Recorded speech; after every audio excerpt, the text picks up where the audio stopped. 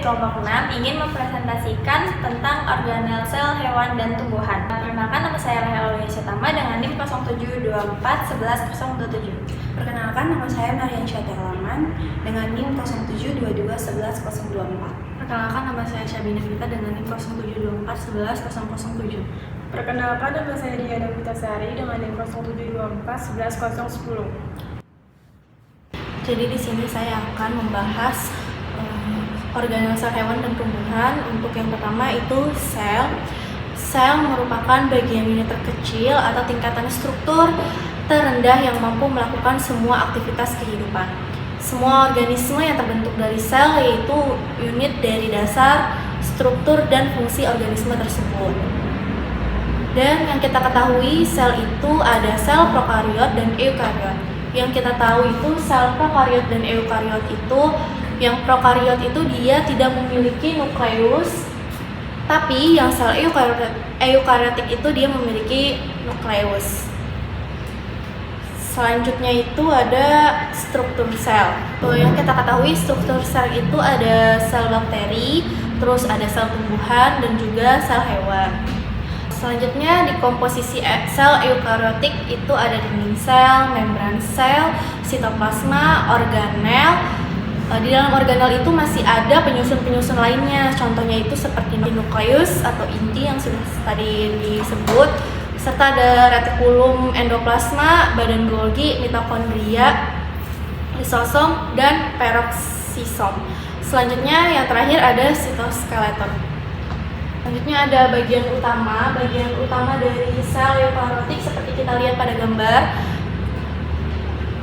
Ada dia membran plasma. Membran plasma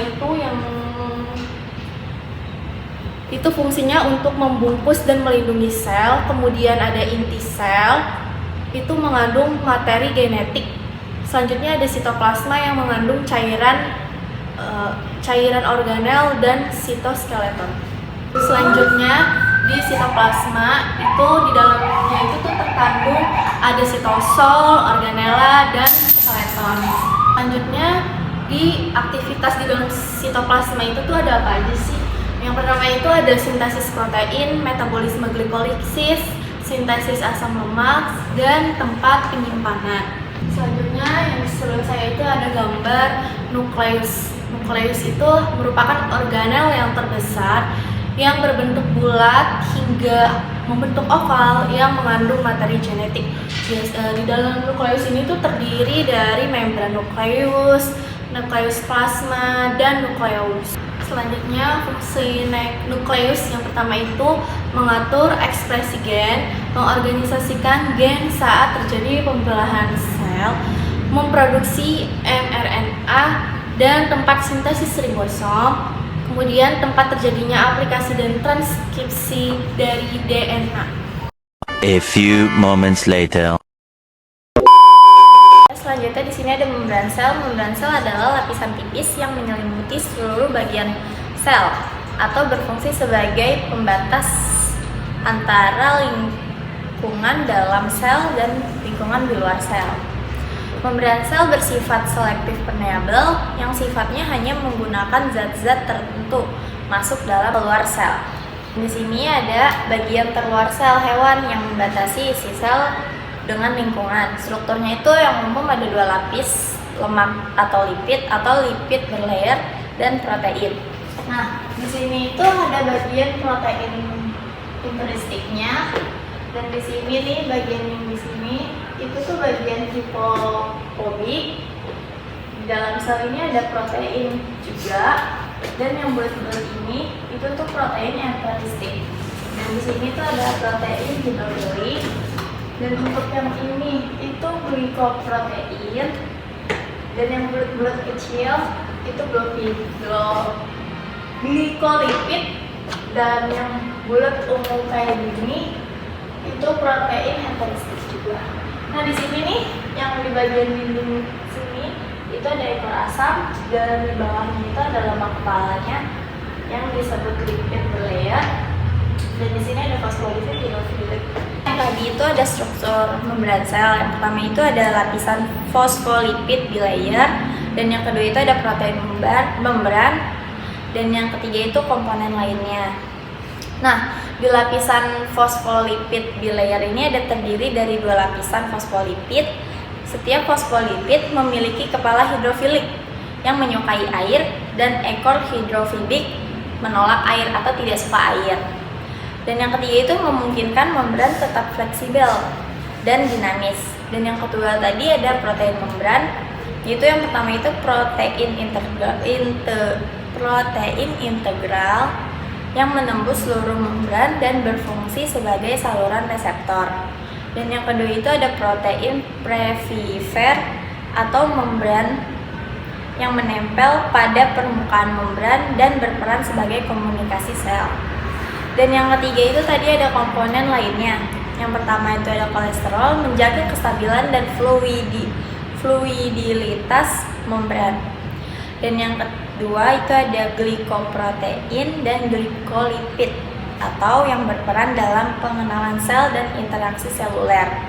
Ini ada sel membran atau fungsi sel membran itu yang pertama ada mengandung isi sel, yaitu mempertahankan isi sel.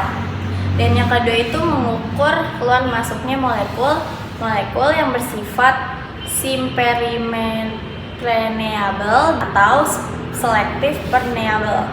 Dan yang ketiga itu ada sebagai reseptor atau penerima rangsangan dari luar sel dan bagian dalam sel. Yang berfungsi sebagai reseptor adalah glikoprotein yang tadi. Dan rangsangan kimia, hormon, racun, listrik, dan mekanik. Selanjutnya di sini ada transportasi membran melalui sel. Yang pertama itu ada transportasi pasif atau tanpa energi ATP. Yang pertama itu ada difusi sederhana, yaitu pergerakan zat dari konsentrasi tinggi ke rendah. Jadi misalnya oksigen dan karbon dioksida.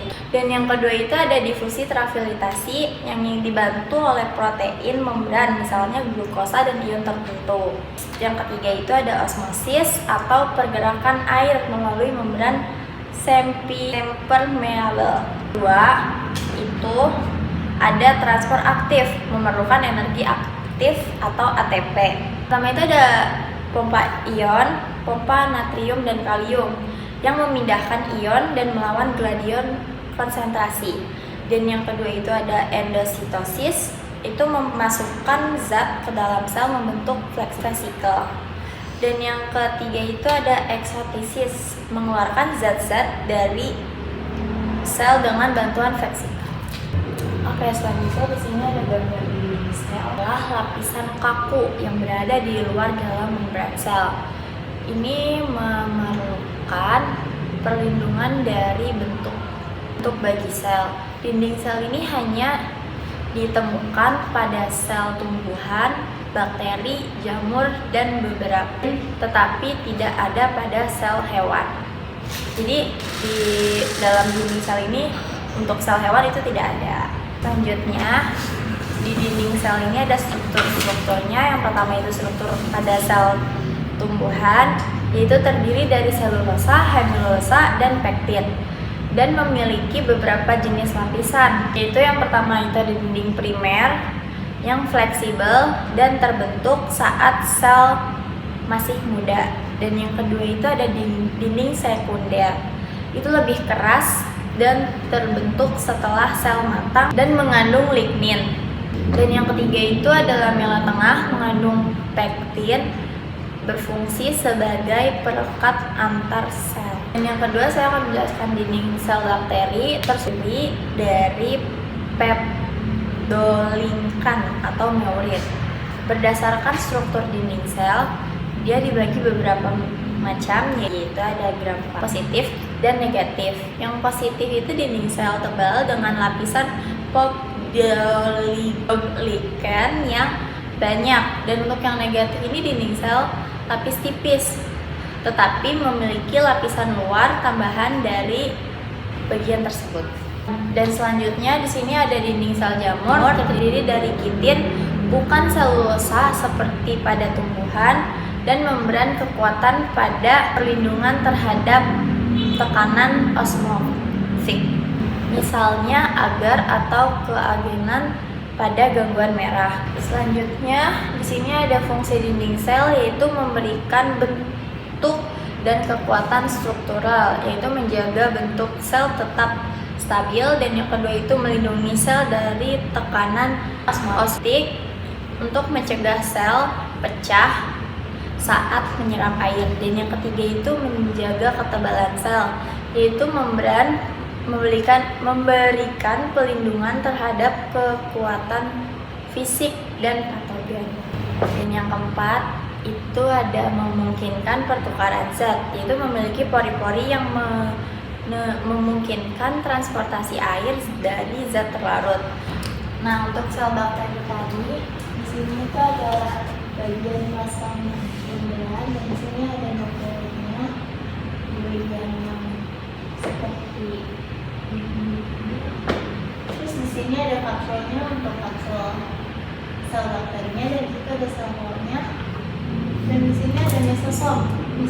Aktin itu yang untuk bulat-bulat seperti ini itu disebut ribosomnya, dan itu ada sitoplasma yang bagian hijau yang bulat ini. Dan ini disebut bakteri flagellum. Selanjutnya, saya akan menjelaskan tentang contoh bakteri tanpa dinding sel.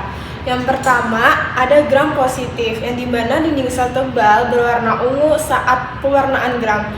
Contohnya, Streptococcus aureus. Terus yang kedua, Streptococcus pyogenes. Yang kedua, ada gram negatif, yang dimana dinding sel tipis memiliki membran luar berwarna merah saat pewarnaan gram. Contohnya, Escherichia coli, Salmonella typhi. Yang ketiga, tanpa dinding sel, hanya memiliki membran plasma fleksibel. Contohnya, Mycoplasma pneumoniae. Yang keempat, atipikal, yang dimana struktur unik seperti dinding kaya lipid. Contohnya, Mycobacterium tuberculosis. Selanjutnya, saya akan menjelaskan dinding sel fungi, yang dimana dinding sel fungi adalah struktur kaku yang memberikan perlindungan bentuk dan stabilitas sel.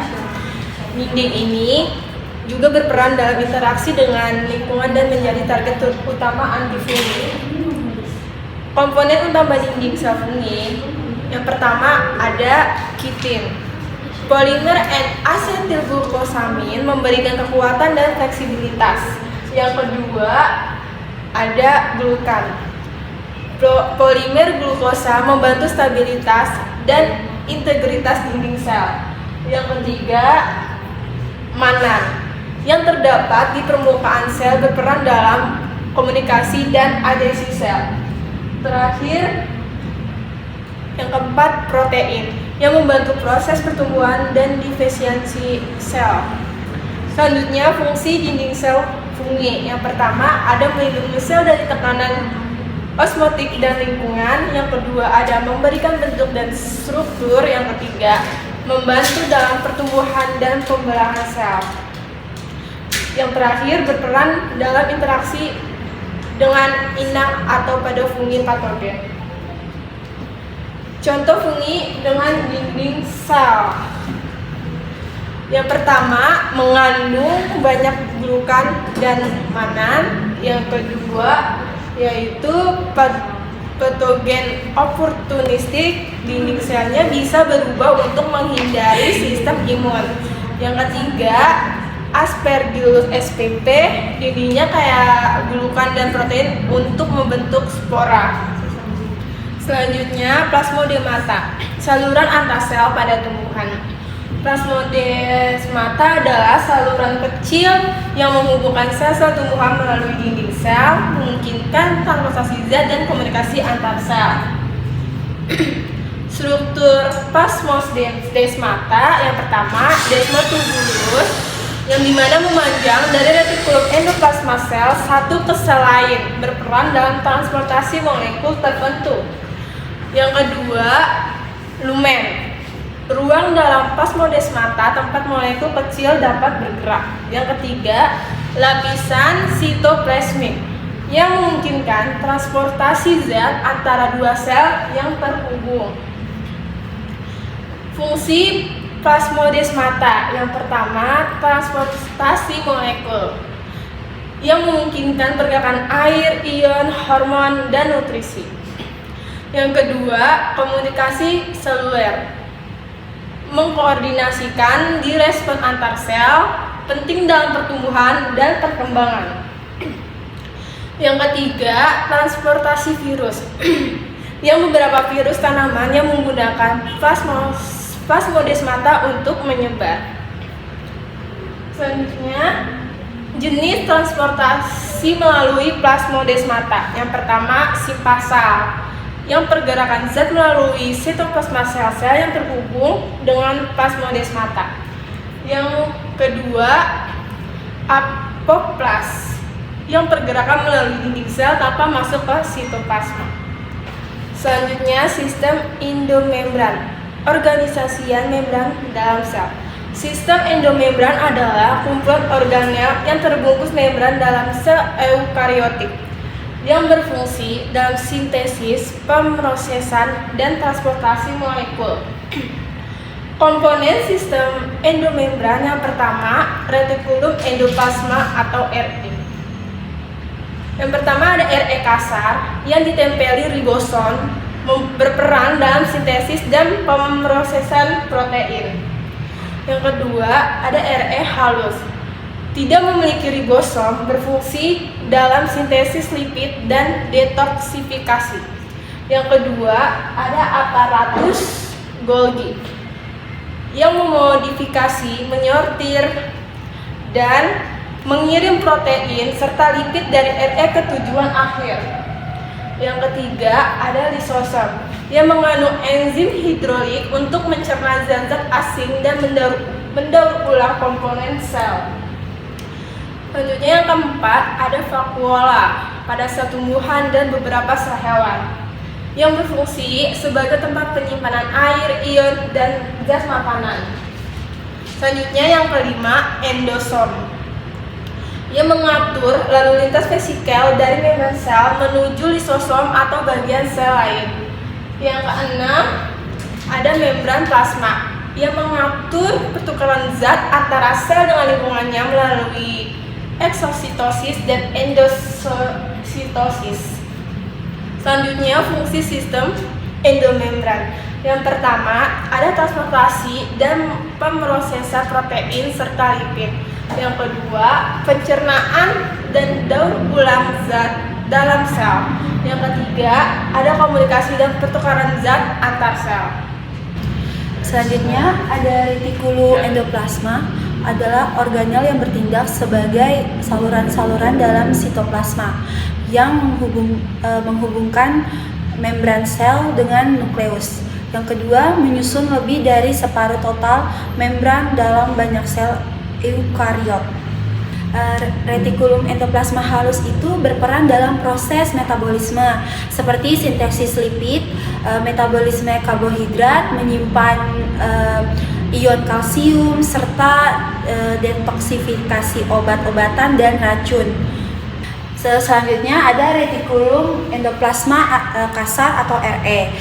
Pada permukaannya terdapat ribosom atau ribosom fungsi. Yang pertama ada sintesis protein, yang kedua ada sintesis protein pada ribosom.